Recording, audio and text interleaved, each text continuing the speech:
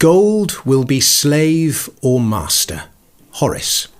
In 2021, a metal detectorist with the eyebrow-raising name of Ole Ginnerup Schütz discovered a hoard of gold in a field in Denmark. The gold was just as it was when it was buried 1,500 years before, if a little dirtier. The same goes for the jewellery unearthed at the Varna necropolis in Bulgaria in 1972. The beads, rings and necklaces are as good as when they were buried 6,700 years ago. In the Egyptian Museum in Cairo, there's a golden toothbridge, which is a gold wire used to bind teeth and dental implants, made over 4,000 years ago. It's good enough to go in your mouth today. No other substance is as long-lasting as gold. Not diamonds, not tungsten carbide, not boron nitride. Gold doesn't corrode, it doesn't tarnish or decay, it doesn't break down over time. This sets it apart from every other substance. Iron rusts, wood rots, silver tarnishes. Gold never changes. Left alone, it stays itself, and it never loses its shine. How about that? Despite its permanence, you can shape this enormously ductile metal into pretty much anything. An ounce of gold can be stretched into a wire 50 miles long, or plate a copper wire 1,000 miles long. It can be beaten into a leaf just 1 atom thick. Yet there is one thing you cannot do, and that is destroy it. Life may be temporary, but gold is permanent. It really is forever. This means that all the gold that has ever been mined, estimated to be 216,000 tons, still exists somewhere. Put together, it would fit into a cube with 22-metre sides. Visualise a square building 7 stories high, and that would be all the gold ever. With some effort, you can dissolve gold in certain chemical solutions, alloy it with other metals, or even vaporise it. But the gold will always be there. It is theoretically possible to destroy gold through nuclear reactions and other such extreme methods. But in practical terms, gold is indestructible. It is the closest thing we have on Earth to immortality. Perhaps that is why almost every ancient culture we know of associated gold with the eternal. The Egyptians believed that the flesh of gods was made of gold and that it gave you safe passage into the afterlife. In Greek myth, the golden apples of Hesperides, which Hercules was sent to retrieve, conferred immortality on whoever ate them. The South Americans saw gold as the link between humanity and the cosmos. They were not far wrong. Gold was present in the dust that formed the solar system. It sits in the Earth's crust today, just as it did when our planet was formed some 4.6 billion years ago. That little bit of gold you may be wearing on your finger or around your neck is actually older than the Earth itself. In fact, it's older than the solar system. To touch gold is as close as you will ever come to touching eternity. And yet, the world's most famous investor is not impressed. "It gets dug out of the ground in Africa or someplace," said Warren Buffett. "Then we melt it down, dig another hole, bury it again, and pay people to stand around guarding it. It has no utility. Anyone watching from Mars would be scratching their head." He's right. Gold does nothing. It doesn't even pay a yield. It just sits there, inert. We use other metals to construct things, cut things, or conduct things, but gold's industrial uses are minimal. It is a good conductor of electricity, but copper and silver are better and cheaper. It has some use in dentistry, medical applications, and nanotechnology. It's finding more and more use in outer space, back whence it came, where it is used to coat spacecraft, astronauts' visors, and heat shields. But in the grand scheme of things, these uses are paltry. Gold's only purpose is to store and display prosperity. It is dense, tangible wealth, pure money. Though you may not realise it, we still use gold as money today, not so much as a medium to exchange value, but store it. In 1970, about 27% of all the gold in the world was in the form of gold coinage and central bank or government reserves. Today, even with the gold standard long since dead, the percentage is about the same. The most powerful nation on earth, the United States, keeps 70% of its foreign exchange holdings in gold. Its great rival China is both the world's largest producer and the world's largest importer. It has built up reserves that, as we shall discover, are likely as great as the USA's. Ordinary people and institutions the world over use gold to store wealth. Across myriad cultures, gold is gifted at landmark life events, birth and weddings, because of its intrinsic value. In fact, gold's purchasing power has increased over the millennia as human beings have grown more productive.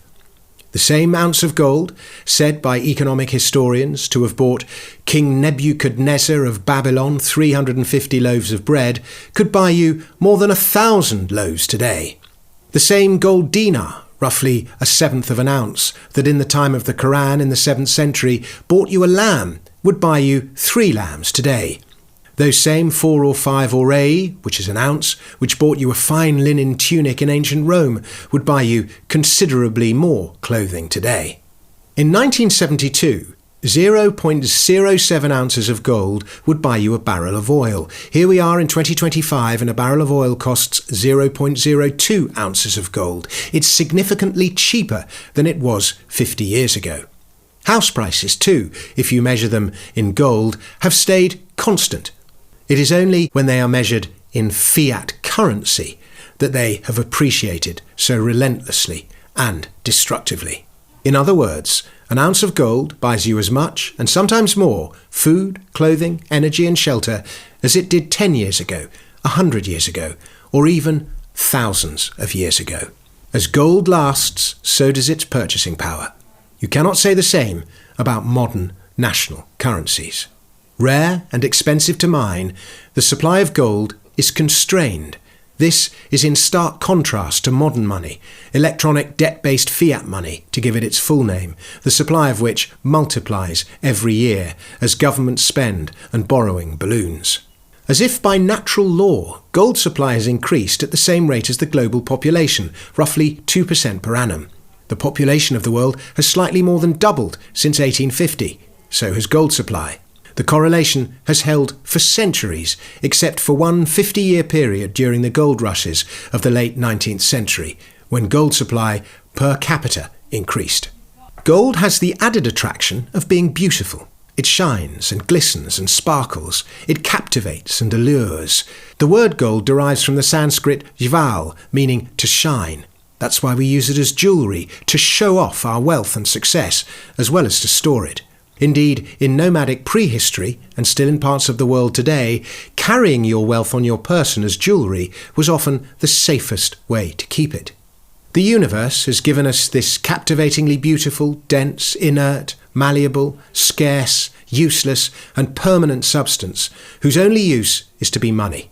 To quote historian Peter Bernstein, nothing is as useless and useful all at the same time. But after thousands of years of gold being official money, in the early 20th century, there was a seismic shift. Neither the British, German nor French governments had enough gold to pay for the First World War.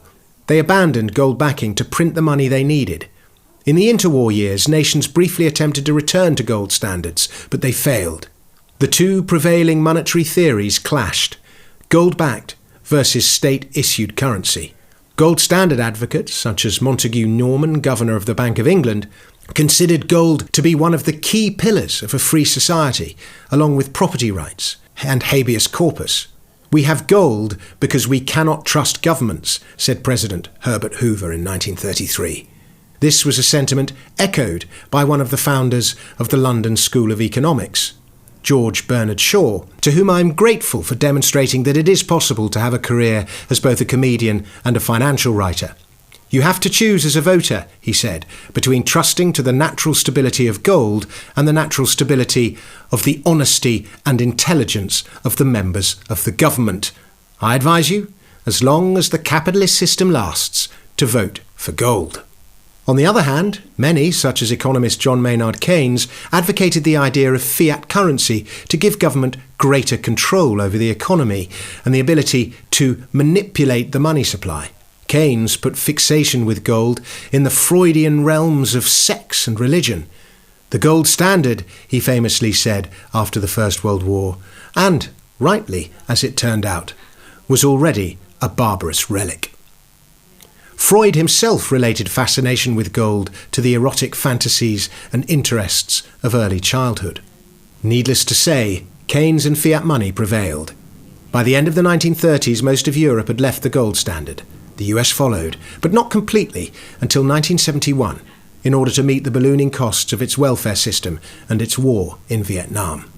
But compare both gold's universality, everyone everywhere knows gold has value, and its purchasing power to national currencies, and you have to wonder why we don't use it officially today. There is a very good reason. Power. Sticking to the discipline of the gold standard means governments can't just create money or run deficits to the same extent. Instead, they have to rein in their spending, which they are not prepared to do, especially in the 21st century, when they make so many promises to win elections. Balanced books, let alone independent money, have become an impossibility. If you seek an answer as to why the state has grown so large in the West, look no further than our system of money. When one body in a society has the power to create money at no cost to itself, it is inevitable that that body will grow disproportionately large. So it is in the 21st century, where state spending in many social democracies is now not far off 50% of GDP, sometimes higher. Many arguments about gold will quickly slide into a political argument about the role of government. It is a deeply political metal. Those who favour gold tend to favour small government, free markets, and individual responsibility. I count myself in that camp. Those who dismiss it tend to favour large government and state planning. I have argued many times that money is the blood of a society. It must be healthy. So much starts with money: values, morals, behaviour, ambitions, manners, even family size. Money must be sound and true. At the moment, it is neither. Gold, however, is both. Because gold is honest money, it is disliked by dishonest men, said former Republican Congressman Ron Paul. As Dorothy is advised in The Wizard of Oz, which was, as we shall discover, part allegory, maybe the time has come once again to follow the yellow brick road. On the other hand, maybe the twilight of gold has arrived, as Niall Ferguson argued in his History of Debt and his Money, the Cash Nexus. Gold's future, he said, is mainly as jewellery, or in parts of the world with primitive or unstable monetary and financial systems. Gold may have been money for 5,000 years or even 10,000 years, but so was the horse a means of transport, and then along came the motor car. A history of gold is inevitably a history of money, but it is also a history of greed, obsession, and ambition. Gold is beautiful. Gold is compelling. It is wealth in its purest, most distilled form. Gold is a child of Zeus, runs the ancient Greek lyric. Neither moth nor rust devoureth it, but the mind of man is devoured by this supreme possession. Perhaps that's why Thomas Edison said gold was an invention of Satan. Wealth and all the emotions that come with it can do strange things to people. Gold has led people to do the most brilliant, the most brave, the most inventive, the most innovative, and the most terrible things. More men have been knocked off balance by gold than love, runs the saying, usually attributed to Benjamin Disraeli. Where gold is concerned, emotion, not logic, prevails. Even in today's markets, it is a speculative asset whose price is driven by greed and fear, not by fundamental production numbers. Its gleam has drawn man across oceans, across continents, and into the unknown. It lured Jason and the Argonauts, Alexander the Great, numerous Caesars, Da Gama, Cortes, Pizarro, and Raleigh. Brilliant new civilizations have emerged as a result of the quest for gold. Yet so have slavery, war, deceit, death, and devastation. Describing the gold mines of ancient Egypt, the historian Diodorus Siculus wrote, "There is absolutely no consideration nor relaxation for sick or maimed, for aged man or weak woman. All are forced to labour at their tasks until they die, worn out by misery amid their toil." His description could apply to many an illegal mine in Africa today. The English critic John Ruskin told a story of a man who boarded a ship with his money, a bag of gold coins. Several days into the voyage, a terrible storm blew up. "Abandon ship," came the cry. The man strapped his bag around his waist and jumped overboard, only to sink to the bottom of the sea. Now, asked Ruskin, as he was sinking, had he the gold, or had the gold him? As the Chinese proverb goes, the miser does not own the gold owns the miser. Gold may be a dead metal, inert, unchanging and lifeless, but its hold over humanity never relents. It has adorned us since before the dawn of civilization, and as money underpinned economies ever since. Desire for it has driven mankind forwards, the prime impulse for quest and conquest, for exploration and discovery. From its origins in the hearts of dying stars to its quiet presence today beneath the machinery of modern finance, gold has seen it all. How many secrets does this silent witness keep? This book tells the story of gold. It unveils the schemes and intrigues and forces that have shaped our world in the relentless pursuit of this ancient asset, which even in this digital age still wields immense power. And that was Chapter 1 of The Secret History of Gold. I hope you enjoyed it. I hope you enjoyed all those beautiful images. The Secret History of Gold is available to order at Amazon, Waterstones, all good bookshops. I hear the audiobook read by me is excellent. And the book comes out on August the 28th. So order yours now. And I will put a link to buy the book in the description.